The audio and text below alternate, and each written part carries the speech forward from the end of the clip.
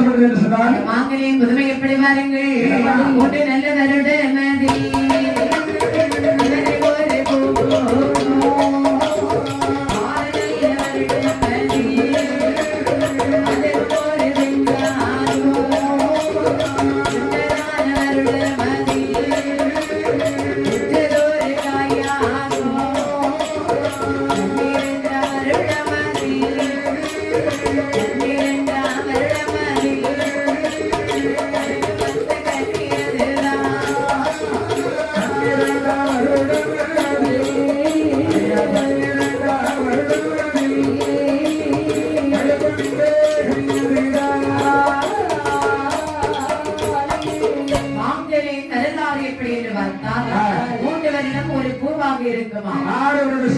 அது ஒரு பிஞ்சாக மாறுமா, உச்சதொரு காயாகுமா, 12 வருஷத்தால் மாங்காய் கனியாக மாறுமா. இந்த கனி யாரு குறித்து தெரியுமா? தரத்துவாச மகிழ்ச்சி என்று சொல்லக்கூடிய மாமனிவரானவர் 12 வருடங்கள் தவம் செய்வார். 13ஆம் வருடம் இறக்கும் தருணத்தில் மாமரத்தின் ஏழை வருவாள்.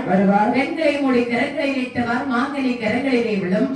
அக்கனியை புசித்து விட்டு மறுபடியும் தவத்திற்கே போய்விடுவார். அதுவும் அந்த தினத்திலே 12 வருடம் வருகின்றது.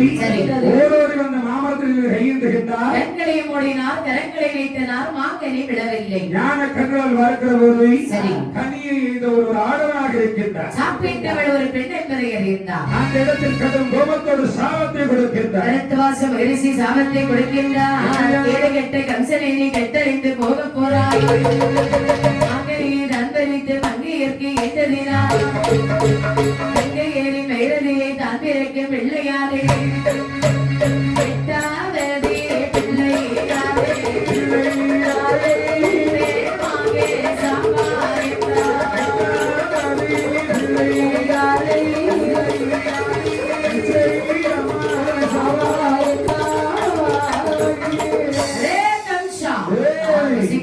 அற்புதமான மாங்கனியை வரைத்து தங்கிமார்களுக்கு கொடுத்திருக்கின்றார். மாங்கனியை சாப்பிட்டாளை உன் தங்கை தேவகி அவள் வயிற்றிலே பிறக்கக்கூடிய 8வது குழந்தையால் வரியை பறித்த உன் தலை அறுபடும் என்ற வார்த்தையை சொன்னார். வாழை ஓடோடு ஆட்டிய தேவகி தங்கையை கொல்ல வேண்டும் என்று வருவதை கண்ட வசுதேவர் சொல்லுகின்றார். கம்சா என்ன பாவச் செயலை செய்ய போகின்றார்?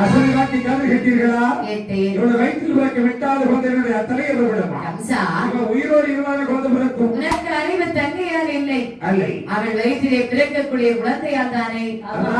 தேவகி எத்தனை குழந்தை பெற்றாலும் அத்தனை குழந்தைகளை உன்னிடம் நான் கொண்டு தருகின்றேன். அதை நான் எப்படி நம்ப முடியும்? சத்தியம் செய்து தருகின்றேன். அப்படி என்று சத்தியத்தை நம்பினான். தலை போக தெரியாத கம்சனாரவன் சத்தியத்தை நம்பியவன் நேராக வந்தான். நினைக்கின்றான் தங்கை என்ற பாசம் மனதிற்குள் இருக்க வேண்டும். சரி, நமக்கு உயிருக்கு ஆபத்து என்றால் தங்கை தாய் தகப்பன் இதெல்லாம் பார்க்க கூடாது. அப்படி என்று சொல்லி தேவகியை சிறையிலே வைக்கின்றார். ரோகிணியை கொண்டு கோகுலத்தில் சிறை வைத்தார். இப்படி இருக்கின்ற போது மாமனியுடைய சாபத்தினாக்கி வசத்தாலும் அங்கே தேவகியானவள் சிறையிலே இருந்த தேவகி கருவுற்றாள். அங்கே அழகான ஒரு குழந்தையை பெற்றார்.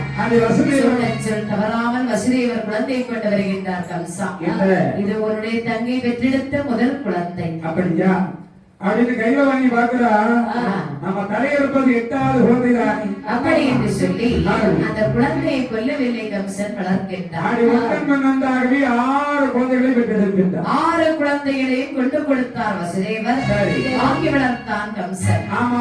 6 குழந்தைகளை வளர்த்து வரக்கூடிய நேரம் திரிலோகவாசி நாரதர் நினைக்கின்றார். அதாவது கண்ணன் கலியுகத்தில் அவதரிக்க வேண்டும். கண்ணன் பிறக்க வேண்டுமானால் கம்சனை அழைப்பதற்காகத்தான் இருக்க வேண்டும். கம்சனை அழைக்க வேண்டுமானால் கம்சன் பாவம் செய்ய வேண்டும். அவரை பாவம் செய்ய வைக்கணும். அப்படி என்று நாரத பகவான் அப்படி வருகிறார். நாரத பகவான் அப்படி வருகின்றார். கம்சனுடைய நாட்டிலே வந்து கேட்கின்றார். என்ன கேட்கின்றார்? நாரதரை நலம் தானே? வாருங்கள் வாருங்கள் நாரதரை, உங்களுடைய வரவு நல்வரமாக இருக்கட்டும். அதெல்லாம் இருக்கட்டும். நீ நலம் தானா? நான் நலமாகத்தான் இருக்கின்றேன். உங்களுடைய நாடு நாட்டு மக்கள் அவர்களுக்கு எந்த குறையும் இல்லாமல் நலமாக இருக்கிறார்கள். சரி, அதெல்லாம் இருக்கட்டும். ஏதோ ஒரு 6 குழந்தைகள் விளையாடி கொண்டிருக்கின்றார்களே. ஆமா, 6 குழந்தைகளும் யார்? ஓஹோ, இந்த 6 குழந்தைகள் தங்கை பெற்றெடுத்த குழந்தைகள், தேவகி பெற்றெடுத்த குழந்தைகள். கம்சா 6 குழந்தைகளுக்கும் நீ தாய் மாமன். நான் தான் தாய் மாமன். பாசத்தோடு குழந்தைகளை வளர்க்கின்றாய். ஆமா நாரதரே. இதனை தேவகி பெற்ற குழந்தைகள் தானா? ஆமா. என்ன சந்தேகமா இருக்குது? கம்சா இல்லை, நீ ஒரு மன்னன். ஆமா. கொஞ்சமாக உனக்கு விவரம் இருக்க வேண்டி இருந்தேன். அறிவு கட்ட முட்டாளாக இருக்கின்றாய். நாரதரே, மடையா என்ன பேசிக் கொண்டிருக்கின்றேன்? மடையனே, 6 குழந்தைகளையும் வளர்த்துக் கொண்டிருக்கின்றாயா? சரி, உனக்கு ஒரு சிறிய நினைவூட்டல். என்ன நினைவூட்டல்? அந்த ஒரு சமயம் தங்கைமார்களோடு நீ வனத்திற்கு வேட்டைக்கு சென்றாய். கண்டிப்பாக. அங்கே மாமல்லருக்கு சொந்தப்பட்ட மாங்கனை பறித்து தங்கைக்கு கொடுத்தாய். ஆமா. மருத்துவாச மகரிஷி உனக்கு ஒரு சாபத்தை கொடுத்தார். அது ஞாபகம் இல்லாமல் இருக்குமா? என்ன சாபம்? அதாவது தங்களுடைய வயிற்றில் பிறக்கும் 8வது குழந்தைகளுடைய தலையேற்படவில்லை.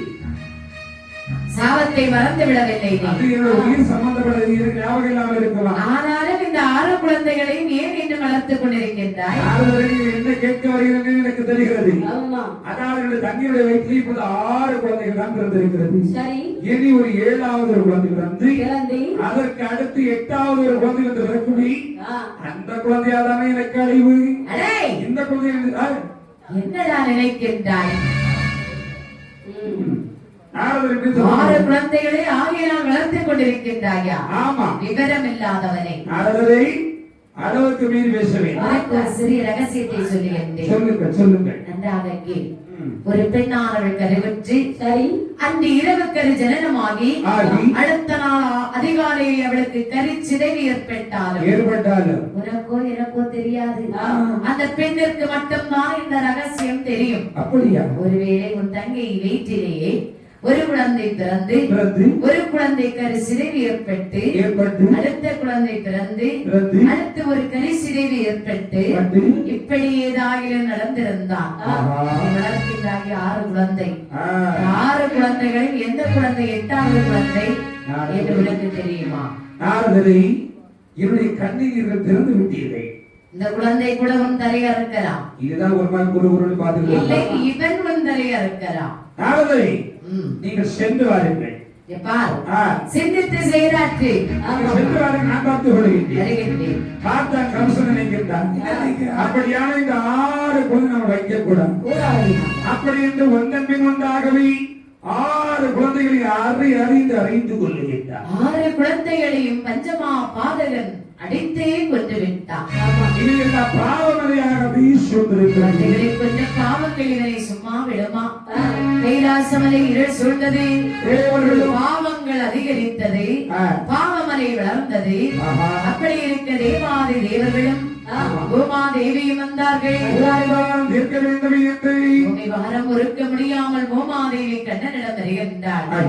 ஆதி நாராயணனை தொழுது சொல்லுகின்றார். கண்ணனை வழிவந்தனே வழிவந்தனே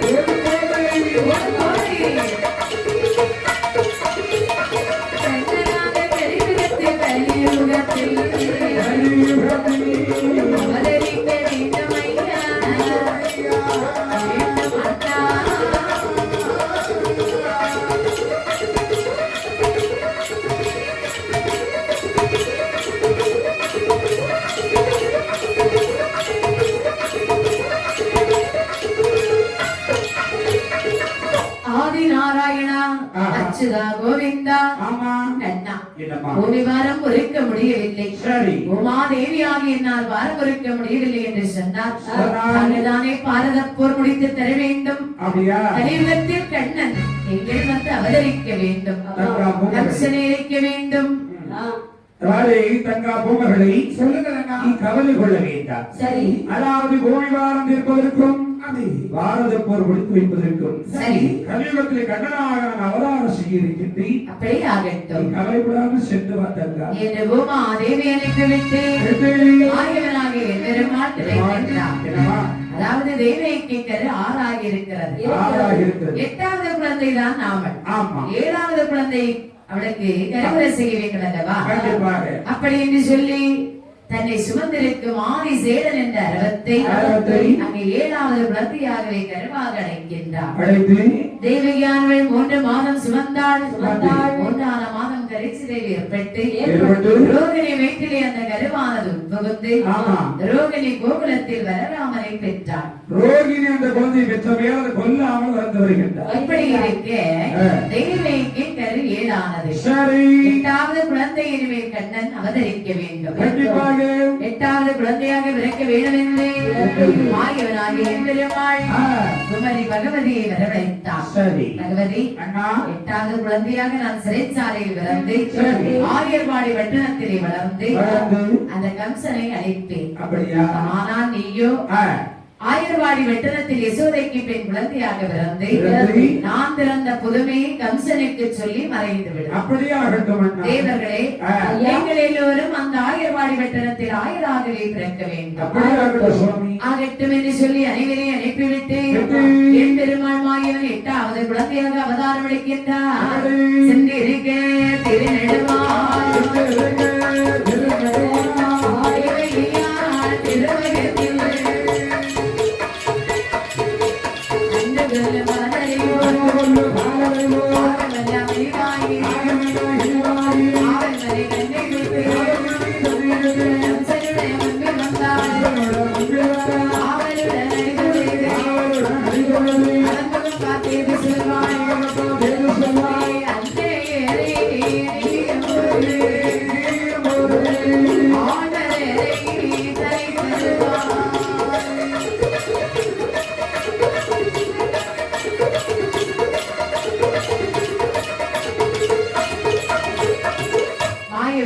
பெருமாள் 8வது குழந்தையாகவே அவதாரம் எடுக்கின்றார்.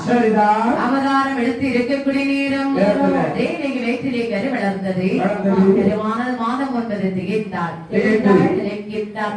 ஒரு குழந்தை அண்ணனிடம் உயர்வச்சை கேட்க வேண்டும். அப்படி என்று ஓடோடி வருகின்றார். கம்சனுடைய பாதங்களை கட்டிப்பிடித்து சொல்லுகின்றார் தேவகி. என்ன சொல்கிறாள்? அண்ணா கங்கா அண்ணா கம்சராஜா எனக்கு ஒரு அண்ணன் கிடைத்து விட்டான் என்று மனதிலே சந்தோஷம் அடைந்திருந்தேன். ஆனால் அண்ணா நான் பெற்ற குழந்தைகள் 6 குழந்தைகளை கொண்டு விட்டார். 7வது குழந்தை உனக்கு பயந்து என் வயிற்றிலே இறந்து விட்டது. 8வது குழந்தை நான் தெரிவித்திருக்கின்றேன். அண்ணா ஒரு குழந்தை எனக்கு நீங்கள் உயிர் பிச்சை கொடுக்க வேண்டும் என்று கும்பிட்டழுதாள் தேவகி. கங்கா தேவகி உன் வயிற்றில பிறக்க இருப்பதோ 8வது குழந்தை. என்னுடைய தலையறைக்கு பிறந்த குழந்தை. அந்த குழந்தையை நான் விடுவதில்லை என்று சொல்லி பிடித்ததங்க தேவகி பிறங்காராலை எட்டி உதைக்கின்றார். சிறையிலே கொண்டு வைத்தான். சிறையிலே இருந்த தேவகி அழுது விளம்புகின்றார். என புலம்பிய தேவகியாளோ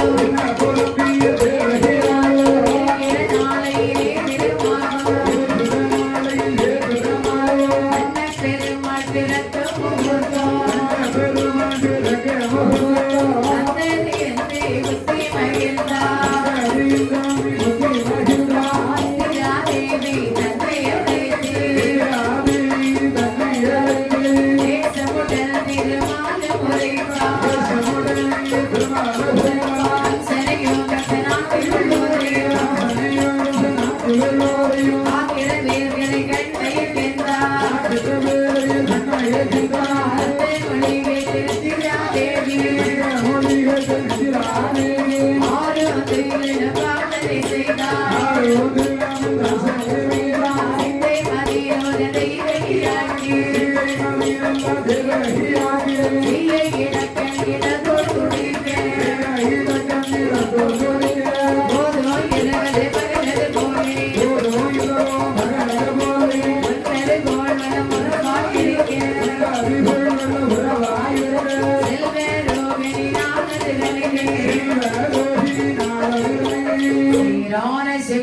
பால் வந்து கோவில் பிறந்தார்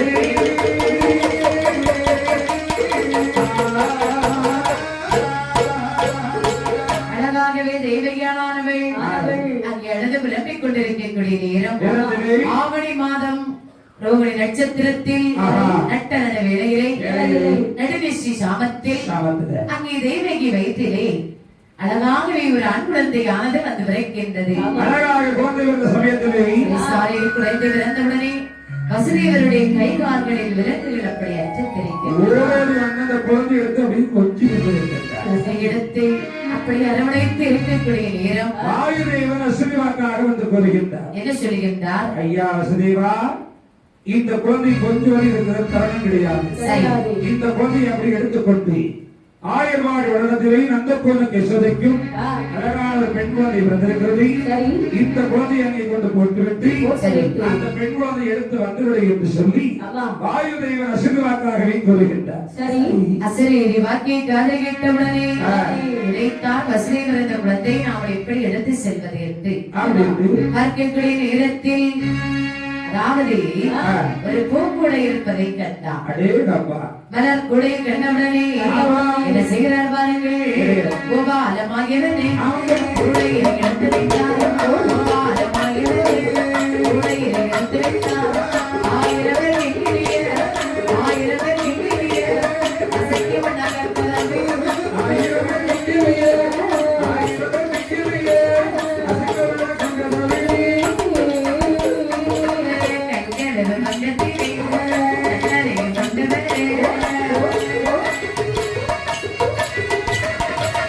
மாயனோட பாதப்பட்டு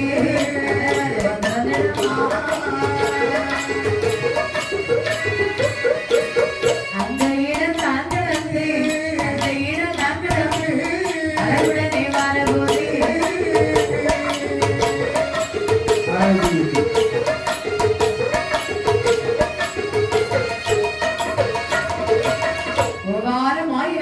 கூடையில் எடுத்து வைத்தார்கள். அப்படி கொண்டு வரக்கூடிய நேரம் கோட்டை அழகாக வருகின்ற போது 1000 மல்லர்கள் சேர்த்து இழுத்தடைக்கப்பட்ட கதவை எப்படி திறக்க போகிறோமோ என்று சொல்லி நினைக்கின்ற போது கோபாலம் ஆயவன் கூடையிலே இருந்தவர் தன்னுடைய பிஞ்சு பாதத்தை வைத்தபடியே கதவையை மிதிக்கின்றார்.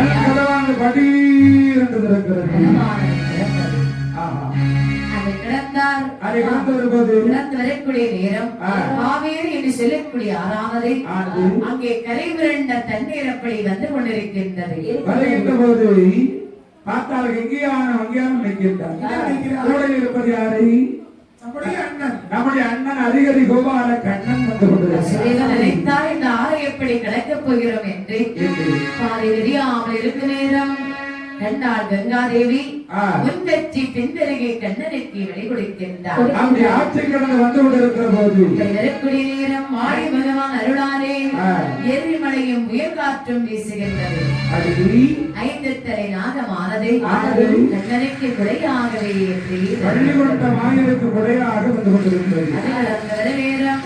பத்திர மாகாளி அம்மையானவள் பன்றி நல்ல ரூபமதாய் வந்தால் நபர்களை கொடுத்து நாராயணா உண்டு செல்கின்றான். வாங்கி புசித்தார். அது கிடந்த வரக்கூடிய நேரம் பார்க்கின்றார் வசுதேவர் யசோதை அரண்மனை பார்க்கக்கூடிய நேரம் ஆயர்வாடி வெட்டணம் தெரிய கண்டார். மணிவிளக்கு எரிந்து வருவதை கண்டார். ஆயர்வாடு எல்லாரும் முடிச்சிருக்கிறாங்க. ஆமா ஆயவனுக்கு நம்ம எல்லாரும் முடிச்சிருந்தா அங்க போக முடியுமா? முடியாது. அப்படி என்று எல்லோருடைய முகத்தில் நித்ராதேவி விடுகின்றார். நித்ராதேவியானவள் ஏவிய காரணத்தினால் காத்திருந்தவங்க அவ்வளவு பேரும் தூங்குறாங்க. இந்த யசோதையானவளோ வயிறு வேதனையால் அங்கே துடிதுடித்து அழகான ஒரு பெண் குழந்தையை பெற்றிருக்கின்றார். பார்த்தார் வசுதேவரானவர் கூட இருந்த மாயவரை யசோதை பக்கத்திலே கிடத்திவிட்டு அங்கிருந்து பெண் குழந்தையாகிய குமரி பகவதி எடுத்தார். ஆடரவி சோலையெல்லாம் கடந்து நேராக வருகின்றார். அந்த சிறைச்சாலையில் போட்டுவிட்டு அமர்ந்திருக்கின்றார். கம்சனுடைய அரண்மனையிலே வந்த உடனே கை கால்களில் விலங்கு தானாகவே மாட்டிக்கொண்டது. காலையிலே சிறைச்சாலையிலே குழந்தை சத்தம் கேட்கிறது. சரி, பார்த்தார்கள் காவலாளி ஓடுவீங்க. அண்ணா, என்ன உங்களோட தங்கைக்கு குழந்தை பிறந்திருக்கிறது. குழந்தை பிறந்து விட்டதா? தேவகிக்கு. ஆமா, 8வது குழந்தை பிறந்து விட்டது. ஆகா, என்னை கொல்ல வந்த யமன் வந்து விறந்து விட்டான் என்று ஆவலோடு ஓடோடி வந்தான் கம்சன்.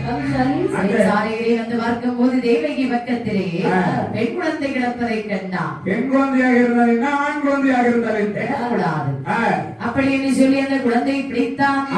மண்டியிட்டவர் குழந்தை எப்படி தூக்கினான், அப்படி பூமியிலே அடிக்க வேண்டும் என்று வரக்கூடிய நேரம் காத்தாளம்மை குமரி பகவதி கம்சனுடைய மார்பிலே எட்டி உதைத்தாள். சொல்லுகிறாள், கம்சா, என்னை கொல்ல என்று எளிதென்று நினைத்தாயா? ஆனால் உன்னை கொல்ல வேண்டும் என்று எங்கள் அண்ணன் கார்முகிவண்ணன் அனந்த சேனன் லட்சியமான ஆயர்வாடி வட்டணத்தில் வளர்கின்றார். உனக்கு அடிமை செய்யும் என்று எச்சரிக்கையாக இருந்து சொல்லி பகவதி மறைந்தார். இந்த வார்த்தை காதல் கேட்ட கம்சனாரன் சாகாமல் செத்தவன் போல் அங்கு இருந்த போது சஞ்சலப்பட்டு முகமாடி கம்சன் எங்கிருக்க ஆயுர்வாடி வந்ததுல தூங்குறவங்களை எழுப்பிட்டாங்க. சரி ஏக்கா என்னடி யசோதைக்கு அழகான ஒரு ஆண் குழந்தை வந்திருக்குது. நாம எல்லோரும் உறங்கி விட்டோம். நம்மளும் அவளுக்கு குழந்தை இப்ப பெறுவாங்க நாளைக்கு பெறுவான்னு சொல்லி அப்படி உறங்கிட்டோம். எவ்வளவு அழகா இருக்கு பாத்தியா? நம்ம உடனே இந்த குழந்தை எடுத்து சந்தோஷம் கொண்டாட வேண்டும். குழந்தை கையில் எடுத்தார்கள். மகிழ்நாளிட போல் இவமாக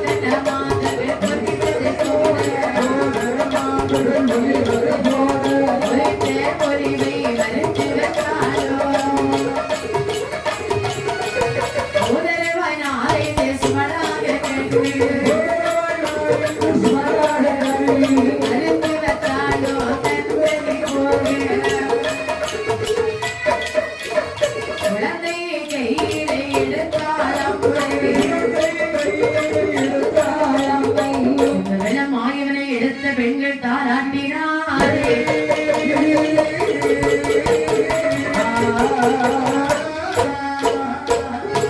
யசோதைக்கு ஆண் குழந்தை பிறந்து விட்டது என்று சந்தோஷம் அடைந்தார்கள். பெண்கள் எல்லோரும் மாத்துரவை பாடினார்கள்.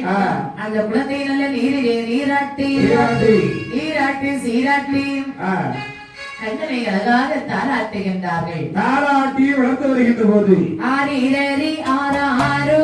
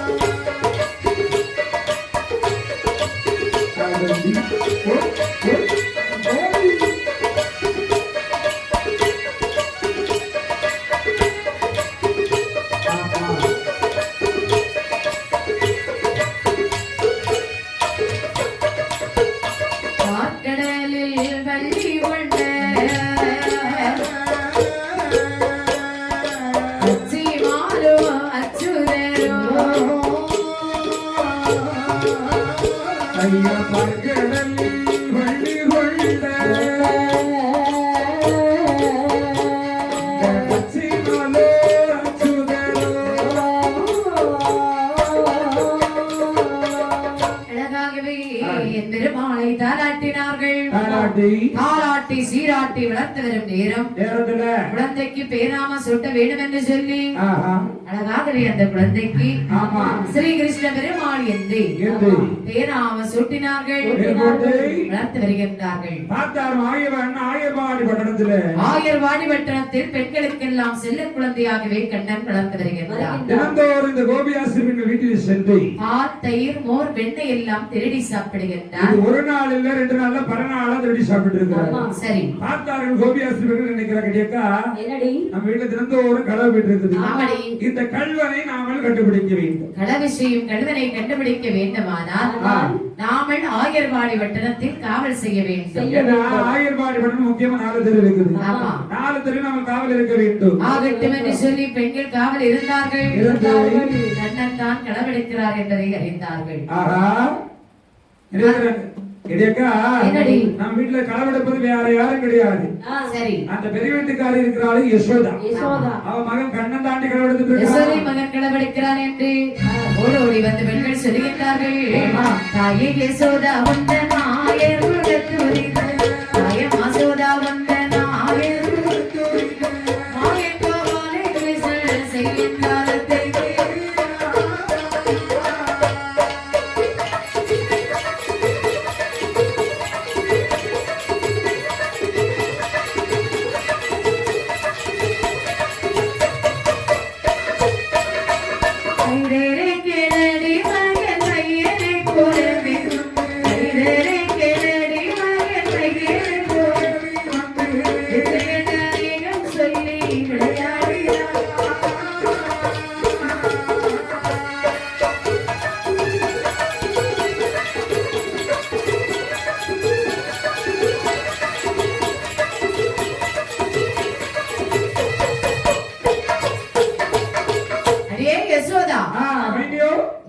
வீட்டுக்குள்ள வாங்க மைனியோ. பாருடி, என் வீட்டுக்கு என்ன வாடின்னு கூப்பிடுற? ஆமா, வெளியவாடி எல்லாரும் ஒட்டுமொத்தமா வந்திருக்க என்ன காரணம்? களவு போயிருக்கடி எங்க வீடுகளில். களவு என்ன போய் கம்ப்ளைண்ட் கொடுங்கடி. பாரு, பால், தயிர், மோர், வெண்ணெய் இதெல்லாம் உன் மகன் எங்கள் வீடுகளிலே களவெடுக்கின்றான். யாமன் கண்ணனா உங்க வீட்டு களவு பண்ணானடி. ஆமாடி. என்னைக்கு வந்தான்? நேத்து வந்தான். முந்தா நாள் வந்தான். இன்னைக்கு வந்தான். நாளைக்கு வருமா? இன்னைக்கு வந்தது நாளைக்கு வருமா? ஆமா, வருவான்டி. பாரு, என் மகனுக்கு என் வீட்டுல இல்லாத பால், தயிர், வெண்ணெய் உங்ககிட்ட இருக்குது. பாரு, என்னடி என் வீட்டிலே வந்தா களவெடுத்தா நான் பார்த்தேன். பாரு, இனிமே என் மகன் உங்க வீட்டு வரமாட்டாண்டி. சரி, நீங்க என்ன செய்வீங்க? என்ன செய்வோம்? ஒண்ணும் செய்ய முடியாது. ஆமா, நான் இருக்க வரைக்கும் ஒண்ணும் செய்ய முடியாது. நான் இனி உங்க வீட்டுக்கு விடாம வந்து அடைக்க வளர்த்துக்கிறேன்டி. பார்த்தால் மகளாகி கண்ணனை அழைத்து கேட்கின்றார் யசோதையானவள். என்ன சொல்லுகிறார்? மகனை கேட்டா, இவர்கள் வீடுகளிலே களவெடுத்தாயா மகனை? நான் போகலம்மா. களவெடுக்கவில்லையா? இவங்க யாருமே கூட எனக்கு தெரியவே தெரியாதும்மா. பார்த்தார் மாயவன். இன்னைக்குதான் பார்த்திருக்கேன். களவெடுத்ததே இல்லை என்று சொன்ன உடனே யசோதை கடுங்கோபம் கொண்டாள். பெண்களை இனிமேல் அவன் களவிற்கு வந்தால் கைப்பிடியாக பிடித்து வாருங்கள் என்று சொன்னான். ஆகட்டும் என்று சொல்லி அடுத்த நாள் கண்ணன் களவுக்கு வருகின்றார். பார்த்தாள் முத்தடச்சியானவள் கண்ணனை கைப்பிடியாக பிடித்து வருகின்றார். யசோதை கண்டால் கோபம் கொண்டாள். மாடு அடிக்கக்கூடிய கம்பினால் மாயவனை ஓங்கி அடித்தாள். என்று வாய் திறக்கிற போது அந்த அடித்தாளை யசோதை கண்ணனுடைய வாயிலை தெரிய கண்டாள். 14 உலகம் தெரிய கண்டாள். 8 மலை 7 கடல் தெரிய கண்டாள். பார்த்தாள் யசோதை சொல்லுகின்றாள், மகனை கண்ணா, நீ என்னுடைய குழந்தை அல்ல, துஷ்டர்களை அழிக்க வேண்டும் என்று வந்த தெய்வ குழந்தை. ஆகையினால் இன்று முதல் நீ பகல் முழுவதும் ஆடு மாடுகளை மேய்க்க வேண்டும். அப்படியே ஆகட்டும் அம்மா. அப்படி என்று மறுநாள் காலையில் எப்படி வருகின்றார்? ஆடு மாடுகளை மேய்க்க வேண்டும் என்று கண்ணன் அறிகின்றார். சுகேளை மாயவன் திரட்டி கொண்டு கூட்ட செய்தார்.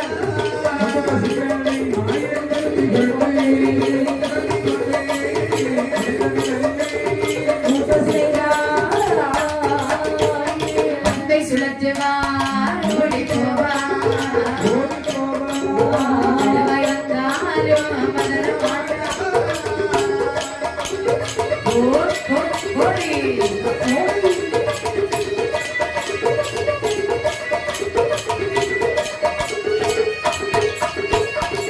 மாயவனாகி என்பெருமாள் ஆடு மாடுகளை எல்லாம் திரட்டிக்கொண்டு கண்டையில் இந்த ஆத்தங்கரை ஓரத்திலே வருகின்றார். சுண்டச்செடி மொட்டிலே வந்து அமர்ந்தார். அப்படியே ஆடு மாடுகளை மேய் விட்டு சீக்குழலை எடுத்து கண்ணன் அப்படியே ராகத்தை வாசிக்கின்றார். இந்த ராகமானது பொல்லாத அரக்கனுக்கு வரத்தை கொடுத்து விட்டு சரி மறைந்திருக்கின்ற சிவபெருமான் ஆதி சிவபெருமான் காதிலே அந்த கானம் கேட்கின்றது. இவ்வளவு அழகான ரீதியாக வாசிக்க வேண்டும் என்று சொன்னால் நம்முடைய மைத்துடன் நாயவனாகத்தான் இருக்க வேண்டும் என்று சொல்லி சரி பூமி விட்டு கிளை இறங்கி சீக்கிரம் நாதம் அந்த திசைக்கு ஓடோடி வந்து என்னுடைய பாதத்தில் அடியற்ற மரம் போலவே விளையாட்டார். மைத்துடன் அவையும் என்று அடியற்ற மரம் விழுந்து கிடக்கிறது. பார்த்தார் கண்ணபிரான் உருட்டி புரட்டி பார்க்கும் நேரம் முதுகில் மச்சரை இருப்பதை கண்டார். முதுகில் மச்சரை இருக்க வேண்டும் என்று சொன்னால் அத்தான் பரமசிவன் என்பதை அறிந்தார். அரவணைத்து காராவின் வாளை இறந்து கொடுத்து என்ன சொல்கிறார் பாருங்கள். அத்தானே பரமசிவம் பரமசிவம் அலைந்தறிந்து வருவதென்ன நீங்கள் அலைந்தறிந்து வருவதென்ன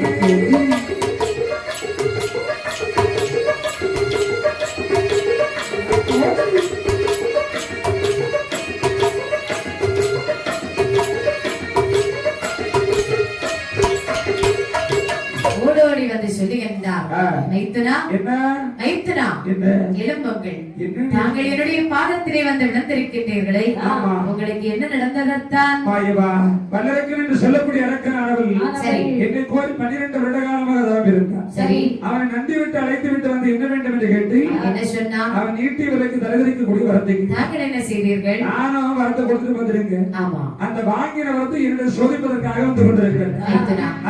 அதத்தை சோதனை செய்ய வந்தான் என்று சொல்கின்றீர்களே அப்படியானால் தாங்கள் என்னை நாடி வர காரணம். நீங்கள் எப்படியாவது அந்த அரக்கனை கொண்டு காப்பாற்ற வேண்டும் வைத்தோடா. அரக்கனை கொண்டு நான் உங்களை காப்பாற்ற வேண்டுமானால் நீங்க இந்த ஆடு மாடுகளை மேய்க்க வேண்டும். இந்த பாருங்க இந்த ஆடு மாடு மேய்க்கக்கூடிய பக்குவத்தை நீங்க எனக்கு சொல்லிக் கொடுக்கணும். ஆகட்டும் வைத்தனா அப்படி என்று சொல்லி ஆடு மாடுகளை மேய்க்கும் விதங்களை சொல்லிவிட்டு கன்னிகாரிகளை ஒப்படைத்தார் கண்ணன்.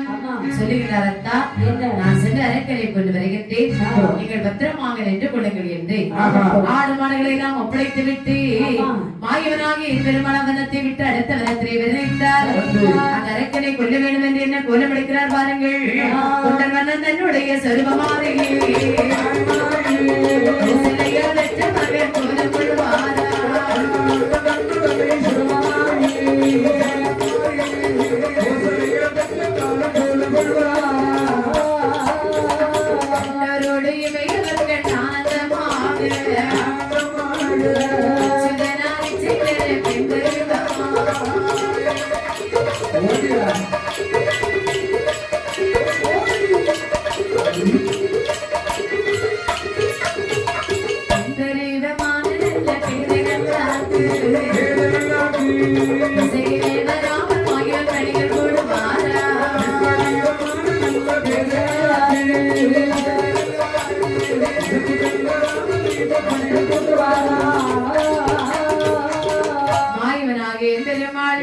அரக்கர் குலத்தை அழிக்க வேண்டும் என்று கண்ணன் அழகான ஒரு பெண்ணாகவே கோலமெடுக்கின்றார்.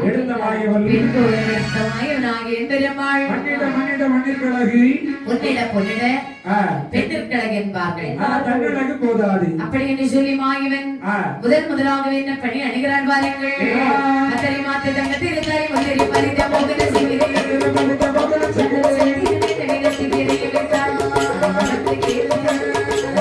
கேட்ட செந்துர முட்டையில் சிங்கரமாக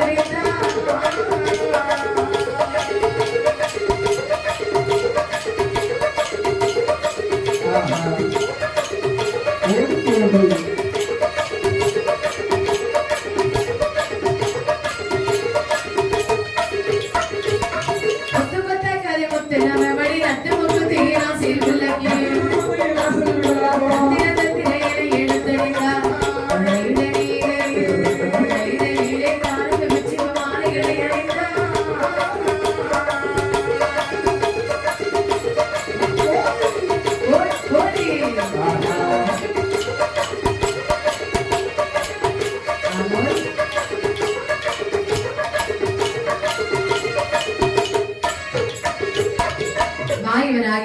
பெருமாள் பெண்ணாக கோலமெடுத்தவர் திருமணம் முடித்த பெண்ணாகவே போக வேண்டும் என்று வேண்டிய ஆடைப்பணி ஆபரணங்களை அணிந்து கொண்டு அந்த திசையிலே வருகின்றார்.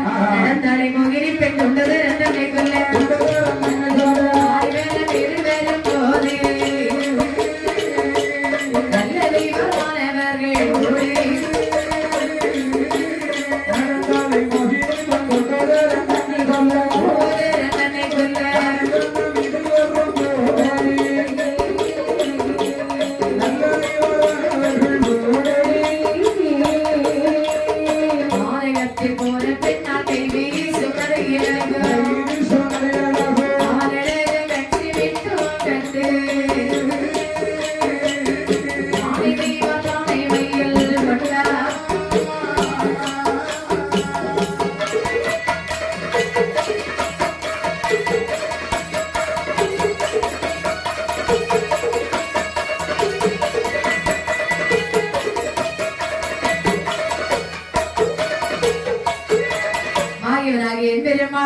அளவாக பெண்ணாக கோலமெடுத்து அங்கே கானகத்திலே நடந்து வரக்கூடிய நேரம் சிலம்பின் ஓசையானது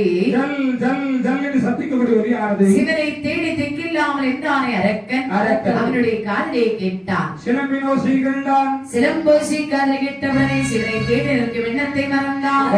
பெண்ணை கண்ணிலே கண்டான். பெண்மையிலே காதல் கொண்டான். ஓடோடி வந்து பேசுகின்றான்.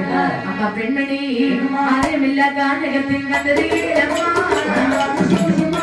உலகமுடையானைக்கே போயிருக்கிறான் உலகமுடையானைக்கே போயிருக்கிறான்